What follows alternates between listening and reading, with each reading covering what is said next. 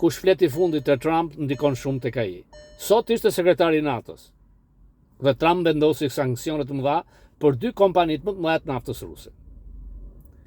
Një javë më parë, rusët kërkuan një telefonat, e lajkatuan donin e madh dhe ai ndaloi premtimin e raketave Tomahawk për Zelenskin dhe tha do takohemi me Putinin në Budapest, do të vendoset paqja. Putini e anulloi. Doni ma tha se e kancelova unë. Në qoftë se do të ketë sukses me presidentin kines dhe me kryeministrin e Indis, Rusia merr fund.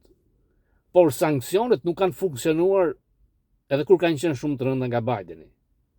Pra, nuk e kanë ndaluar dot as industrinë e luftës, as ekonominë ruse. Por çdo javë po vriten me mira vet.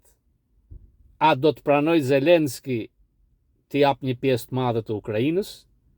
Lufta po shkon 4 vjet. Industria e luftës a do ta donte si në Afganistan 10 vjet? Më shumë nesër në Fokus.